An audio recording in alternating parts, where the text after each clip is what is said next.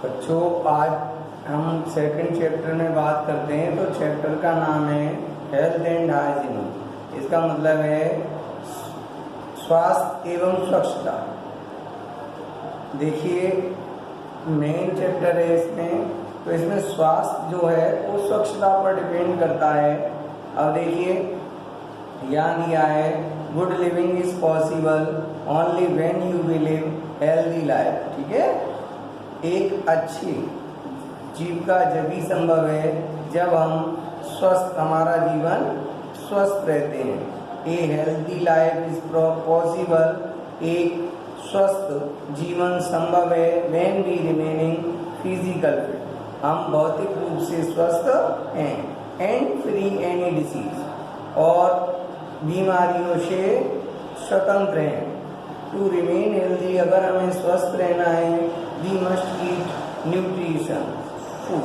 तो अगर हमको स्वस्थ रहना है तो हमको स्वस्थ भोजन यानी पर्याप्त भोजन या संतुलित भोजन चाहिए। स्टे एक्टिव, और एक्टिव रहना है यानी गतिशील रहना है, and follow the rules of cleanness, हमें स्वच्छता के नियमों का पालन करना होगा। अब बात करते हैं हम न्यूट्रिएंट की यानी पोषक तत्वों की। The food that we eat as special substance is called nutrients. देखिए भोजन भी हम जो खाते हैं वो उसमें विशेष पदार्थ होते हैं, उनको हम सब्सटेंस कहते हैं, पदार्थ न्यूट्रिएंट कहते हैं।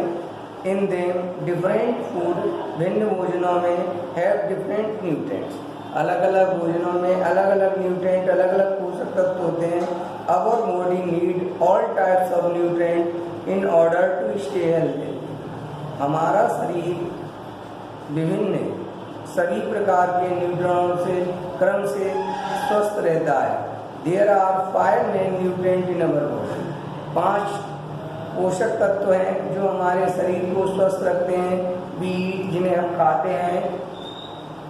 वे हैं carbohydrates, fats, proteins, vitamins, minerals and roughage. अब बात करते हैं कार्बोहाइड्रेट्स की। तो carbohydrate are the most common food nutrient and are available easily, Cerelac, potatoes, honey, etc। जो कार्बोहाइड्रेट हैं वो अधिकतर, ठीक है, सामान्यतः भोजन में के पोषक तत्व हैं। बीआर जो आसानी से उपलब्ध हैं अनाज में, आलू में, शहद में आदि में। Are they rich in carbohydrate, ये मैंने बताया है आपको, ये सब कार्बोहाइड्रेट में पर्याप्त मात्रा में पाया जाता है। Carbohydrate give us energy, carbohydrates हमें ऊर्जा प्रदान करते हैं। And help to make the food tasty, और भोजन को स्वादिष्ट बनाने में सहायता करते हैं। सम फूड्स लाइक, ठीक है, सेरेलियल्स, देखो अनाज और आलू जैसे ना, कुछ ETC जैसे give carbohydrate to our body, हमारे शरीर को कार्बोहाइड्रेट देते हैं। In the form of starch, starch के रूप से।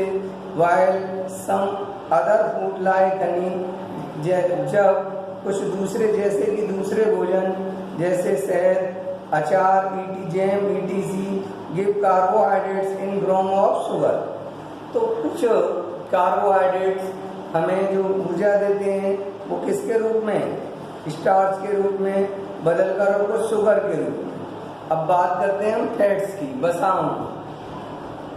तो fats give us more energy, वसा हमको अधिक ऊर्जा देती है। Then carbohydrates the body also use with the store energy and to keep बार। तो हमारा शरीर इसको, फैट्स को स्टोर रखता है अपने शरीर में, और जो हमें गर्मी देती है। बट टू मच ईट, लेकिन हम अधिक खाते हैं, कैन मेक टू बॉडी, ठीक है, ओवरवेट एंड अनहेल्दी। अगर हम अधिक खाते हैं तो हमारा शरीर ओवरवेट हो जाता है, यानी ओवरवेट हो जाता है और अस्वस्थ हो जाता है।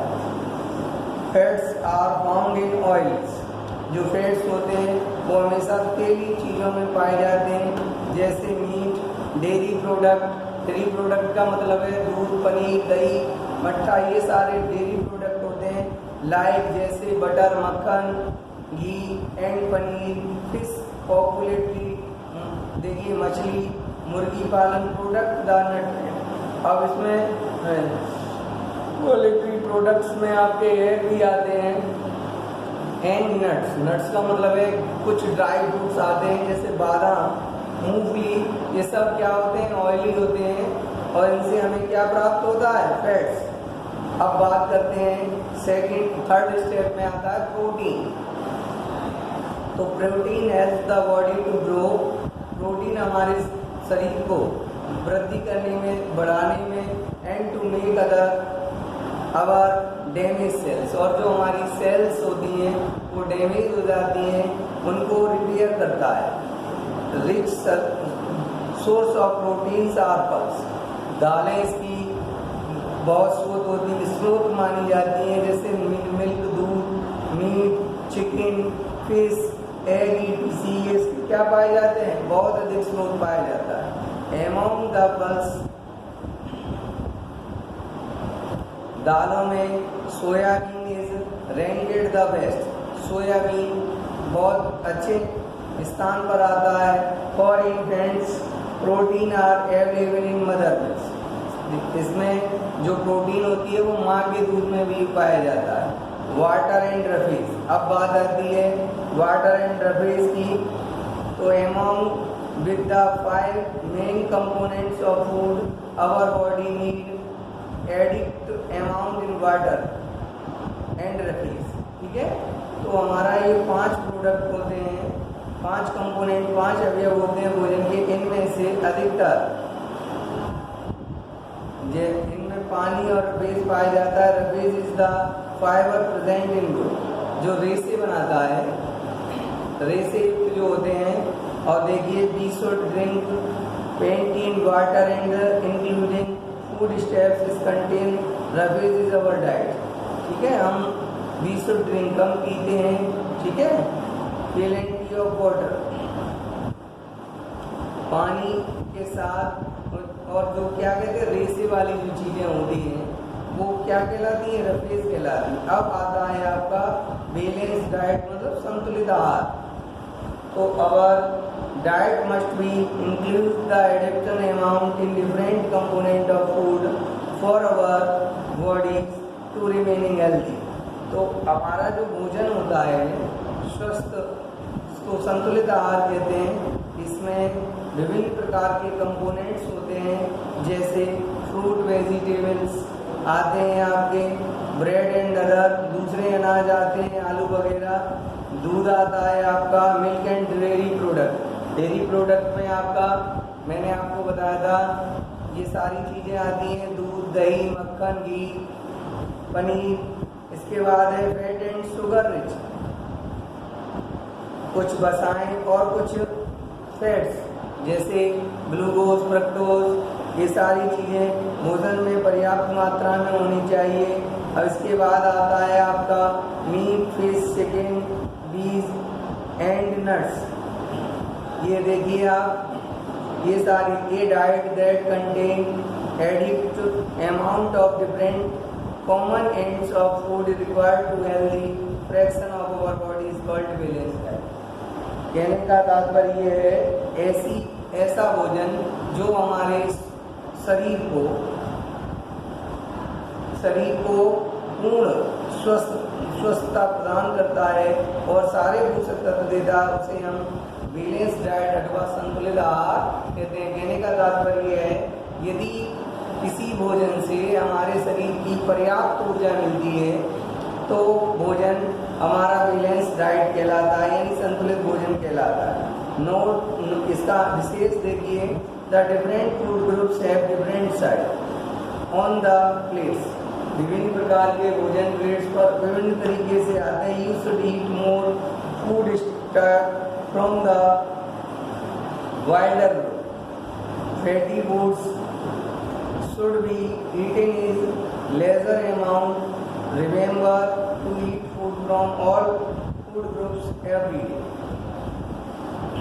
ध्यान दिया है कि विभिन्न प्रकार के भोजनों का जो ग्रुप होता है वो विभिन्न प्रकार के साइजों में प्लेट पे आता है, जिन्हें हमें खाना चाहिए और फूड स्टॉक फ्रॉम द, देखिए फैटी फूड्स होते हैं जो ऑयली होते हैं, शुड भी कम खाने चाहिए इन अमाउंट एंड रिमेंबर, याद रखना चाहिए टू ईट फूड खाने से from the food group every day. अब बात करते हैं vitamin and minerals.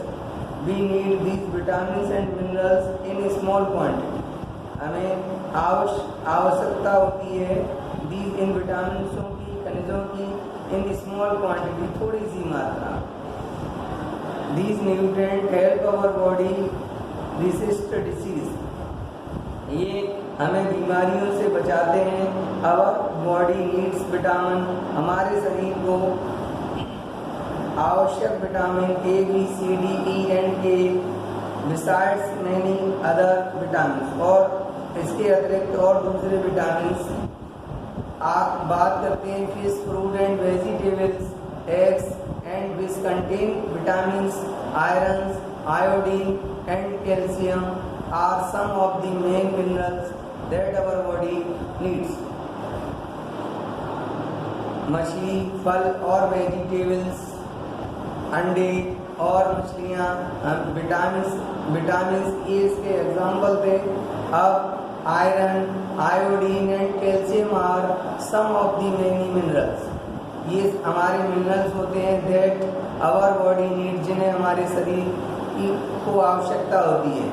Milk, green and leaf vegetable, दूध और हरी सब्जियाँ और पत्ते वाली हरी सब्जियाँ and fruit are rich of mineral, इनमें खनिज पर्याप्त मात्रा में होते हैं। अब बात करते हैं हम नॉन कम्युनिकेबल डिसीज। देखिए non communicable disease are not spared by the transfer of jal, ये जो नॉन कम्युनिकेबल जो डिसीज होती हैं ये जल द्वारा नहीं फैलती from one person to another, एक व्यक्ति से दूसरे व्यक्ति को संक्रमित नहीं करती जीवाणु द्वारा। दे आर कॉज्ड, इनका कारण होता है when they are deficiency of the particular nutrient in our diet, इनका ये कारण होता है कि हमारे शरीर में पर्याप्त भोजन में से इन न्यूट्रिएंट की, खनिजों की कमी हो जाती है। That is why they are also called differential disease, ये हमारी डिफेंशियल डिसीज कही जाती है, मतलब कुपोषण बीमारियाँ भी, कुपोषण रोग भी कह सकते हैं इसको। We can prevent this disease, इन रोगों से हम कैसे बचाव कर सकते हैं, सुविधा कर सकते हैं by taking sufficient quantity of all nutrient, यानी सारे खनिजों की हम पर्याप्त मात्रा को ग्रहण करेंगे, लेकर इन रोगों से बचाया जा सकता है। Table given are list some of other differential disease, जैसे दिया है नाइट ब्लाइंडनेस, इसको बोलते हैं रतौंधी रोग। It is caused due to the deficiency of vitamin A, ये विटामिन ए की कमी से होता है। द इफेक्टेड पर्सन, जो इस रोग से ग्रसित व्यक्ति होता है वो ठीक से अंधेरे में देख नहीं सकता है। अब इसकी preventive measure should take diet, देखिए इधर should take diet rich in green leaves, इसके खाने में हरी पत्तियों वाला भोजन, आम, दूध, शकरकंद, बटर, मक्खन और फिश ईटीसी, इसके भोजन में ये स्पेशल डाइट है। फिर आपका आता है बेरी बेरी रोग, ये डिसीज का नाम है beriberi. It is caused due to the deficiency of vitamin B, ये विटामिन बी की कमी से होने वाला रोग है। It affected the health of eyes and skin, जो हमारी आँखों और त्वचा को प्रभावित करता है। ग्रो ऑफ बॉडी, और जो हमारे शरीर की वृद्धि को प्रभावित करता है। Formation of blood and muscles, और रुधिर के निर्माण में और मसल्स के निर्माण में भी प्रभावित करता है। शुड टेक ए डाइट, हमें लेना चाहिए rich in the impossible rice, चावल, मछली, मीट एंड अनाज। देखिए अब अगला रोग है आपका scurvy. It is called due to the differentiation of vitamin C, ये विटामिन सी की कमी से होने वाला रोग है। The affected person has bleeding from the germs and swelling of its joint. देखिए इस रोग में क्या होता है, जो स्किन होती है ये फट जाती है और इससे ब्लड आने लगता है। शुड भी इसका आप देखिए आगे दिया है, इसके प्रिवेंट बचाव में should take lot of green vegetable, हमें अधिक हरी सब्जियों का सेवन करना चाहिए, टमाटोस टमाटर का, and citric fruit like orange, जैसे कि आपका संतरा है, और भी नींबू भी आता है इसमें। अब आप बात करते हैं हम रिकेट्स की। It is called due to the differentiation of vitamin B, ये विटामिन बी की कमी से होने वाला रोग है। It affected the person bone, ये व्यक्ति की हड्डियों को बिकम सॉफ्ट एंड ब्लेंड, हड्डियां मुलायम हो जाती हैं और झुकी हुई हो जाती हैं। Should take the diet rich of milk, इसमें दूध का पर्याप्त मात्रा लेनी चाहिए, फिश, बटर एंड एग्स। अब बात करते हैं anaemia. It is caused due to the differentiation of iron in the diet, ये भोजन में आयरन की कमी से होता है। The affected person gets tired too quickly,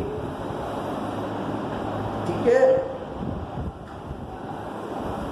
इससे प्रभावित जो व्यक्ति होता है वो जल्दी से थक जाता है।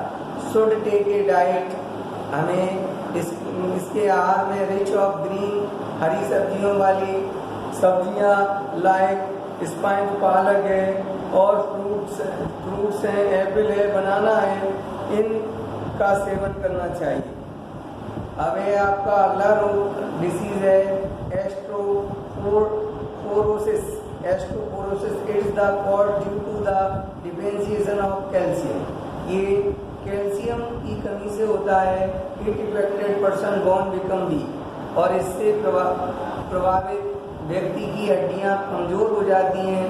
Should take a diet of rich milk, हमें दूध लेना चाहिए और हरी पत्तियों की सब्जियों का सेवन करना चाहिए। अब आता है आपका ग्लैटर्स, ये होता है एक तरह का घेंगा रोग। It is caused due to the differentiation of iodine, ये आयोडीन की कमी से होता है। It result in swelling in the neck region, गर्दन के आसपास का इलाका फूल जाता है, सूख जाता है। Should take a diet of rich fish, इस भोजन में हमें क्या लेना चाहिए, फिशें और आयोडीन साल्ट का उपयोग करना चाहिए। अब आगे देखिए, अब कम्युनिकेबल डिसीज है। कम्युनिकेबल डिसीज वो होती हैं जो एक व्यक्ति से दूसरे व्यक्ति में एयर द्वारा, जर्म्स द्वारा फैलती है। Communicable disease are also called infections disease, प्रभावित करती है। They can spread in many, इसको फैलने के कई तरीके होते हैं। अब देखिए, through affected food and water, भोजन और पानी के द्वारा। Water and food gets affected, हमें प्रभावित करते हैं। When they are not clean, अगर ये स्वच्छ नहीं होते हैं तो हमें प्रभावित करते हैं। एंड नॉट स्टोर प्रॉपर्ली, और इनका स्टोर प्रॉपर्ली नहीं किया जाता है। ईटिंग फूड, खाते हुए हम भोजन that has germs and drinking dirty water can make us ill, अब यदि हम गंदा भोजन खाते हैं और गंदा पानी पीते हैं तो ये हमें बीमार कर देंगे। डिजीज लाइक डायरिया, डायरिया रोग होता है जिसको हम बोलते हैं हैजा। दूसरा है टाइफाइड, टाइफाइड तो आप जानते हैं हिंदी में तपेदिक कहते हैं। और ये देखिए जॉन्डिस दिया है, जॉन्डिस जानते हैं जिसको हम पीलिया कहते हैं। And cholera spread through directly food and water, जो हमारे भोजन और पानी से फैलता है। अब बात आती है थ्रू द एयर, अब वायु द्वारा फैलने वाले रोग हैं। तो इसमें देखिए डिसीज लाइक कॉट, जैसे खांसी है, जुकाम है, चिकन पॉक्स है, ठीक है, ये सारे रोग, वायरल फीवर है और भी स्मॉल पॉक्स है, ये सब वायु द्वारा फैलते हैं। When a person suffer from these disease cough sneeze, जब इससे ग्रसित व्यक्ति खांसता है, छींकता है और थूकता है, तो सम जर्म्स फ्रॉम हिज बॉडी, उसकी बॉडी से कीटाणु स्प्रेड इन एयर, हवा में फैल जाते हैं। When a healthy person breath, जब कोई हेल्दी पर्सन इसकी पास की एयर में सांस लेता है तो जर्म उसकी बॉडी के अंदर प्रवेश कर जाते हैं और उसे बीमार कर देते हैं। इसी तरह हमारा थ्रो डायरेक्ट कॉन्टैक्ट से फैलने वाली डिसीज है। Many disease like common cold जैसे चिकन पॉक्स दिया है ना, वूपिंग कॉट दी है, रिंगवर्म दिया है। रिंगवर्म एक तरह की, इसको कहते हैं दाल। And scarlet fever spread through the directly contact with the sick person, बीमार व्यक्ति से फ्रॉम क्लॉथिंग, कपड़े बदलने से, another article used to by the sick person, यदि हम किसी बीमार व्यक्ति के कपड़े पहनेंगे या उसके द्वारा कुछ और चीज लेंगे तो ये बीमारी एक से दूसरे में फैलेगी। नेक्स्ट है आपका थ्रो इंसेक्ट बिट, कीटाणुओं के या कीटों के काटने से फैलने वाली डिसीज है। डिसीज लाइक प्लेग बीमारी है जो चूहों की पिस्सू के काटने से फैलती है। डेंगू है, ये मच्छर के काटने से फैलता है। एंड येलो फीवर, ये पीत ज्वर कहते हैं जिसको, ये malaria and sleeping sickness are caused by the bites of the insects like mosquito, flies, मक्खी and sand fly and bed bugs, ये कॉकरोच वगैरह हैं। Dengue is another dangerous disease, dengue एक दूसरी बीमारी है। It is transmit to the person by the bit of Aedes aegypti of, ये मच्छरों के काटने से फैलती है। Many person have died on this disease in the last few year, पिछली सालों में बहुत लोग इससे मृत हुए हैं। Malaria is spread by the female Anopheles mosquito, malaria जो बीमारी है वो फीमेल मॉस्किटो एनाफिलिस के काटने से फैलती है। When is mosquito bites a person, जब ये मच्छर आदमी को काटता है, सफरिंग फ्रॉम मलेरिया, मलेरिया से पीड़ित व्यक्ति को द जर्म कैलाइन malaria earn to the body to mosquito, उसकी शरीर से जर्म कीटाणुओं को ले जाता है। When is such as the affected by mosquito bites a healthy person, ये किसी स्वस्थ व्यक्ति को काटता है तो ये उससे फैलता है। The germ enter the body, जो कीटाणु होते हैं वो स्वस्थ व्यक्ति के शरीर में प्रवेश कर जाते हैं और उसे बीमार कर देते हैं। अब आपकी बात आती है हाइजीन माने स्वच्छता की।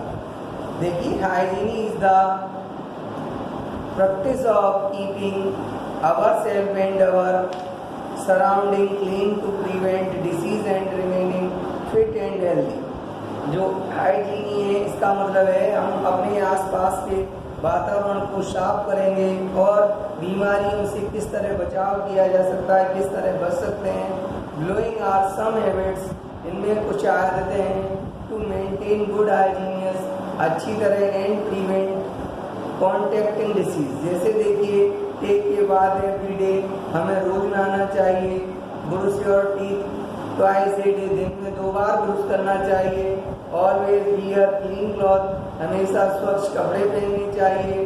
Dirty and sweaty cloth carry germs, गंदे और पसीने वाले कपड़ों में कीटाणु होते हैं। Wash your hand before the after eating your meals, और खाने के बाद हाथों को धोना चाहिए। कीप योर नेल्स, अपने नाखूनों को साफ रखना चाहिए। Soft and clean as the collect the lot of dust in germ, इन नाखूनों में धूल और अधिक कीटाणु मिल जाते हैं। Avoid eating export food from the road side vendors, तो बाहर के भोजन और वेंडरों से भोजन कम खाना चाहिए। Always eat clean and fresh food, हमेशा स्वच्छ और साफ खाना खाना चाहिए। Stay food can make your sick, ठीक के स्टाइल जो फूड होते हैं वो हमें बीमार कर देंगे। कीप योर सराउंडिंग क्लीन, अपने आसपास का हमें स्वच्छ रखना चाहिए। Not just your room and your housing but even outside your house and you city as well. अब एक्सरसाइज इन रेस्ट, व्यायाम और आराम, हमें इसके बाद में बात करेंगे। Our body gets tired after doing work, काम करने के बाद हमारा शरीर थक जाता है। The muscles are ready to feel refreshed and energetic again. ये जो बीमारी है, वी मस्ट टेक रेस्ट, हम आराम करते हैं, एंड स्लीप, सोते हैं। इन एडिशन टू ईटिंग, खाने के बाद, and balance diet. It is also important, खाने पर्याप्त भोजन या संतुलित भोजन के बाद हमें व्यायाम और रेस्ट की आवश्यकता होती है। Exercise increase the flow of blood, exercise से हमारे शरीर में खून की वृद्धि होती है। टू मेक मसल्स, और मसल्स बनती हैं। To keep us fit and health, जो हमें स्वस्थ और फिट रखती है। अब रेगुलर मेडिकल चेकअप, देखिए regular medical checkup, visit your doctor regularly, आप एक डॉक्टर के पास रेगुलर जाते हैं। Get your height and weight check, अपना हाइट और वेट चेक कराने के लिए you must also visit A dentist regular, यदि आप किसी डेंटिस्ट के पास रेगुलर जी जाते हैं। And you get teeth check, वो आपके दांतों को चेक करता है। द डेंटिस्ट विल हेल्प, दंत चिकित्सक होता है वो आपकी मदद करेगा। To take care of your, आपके दांतों की देखभाल के लिए।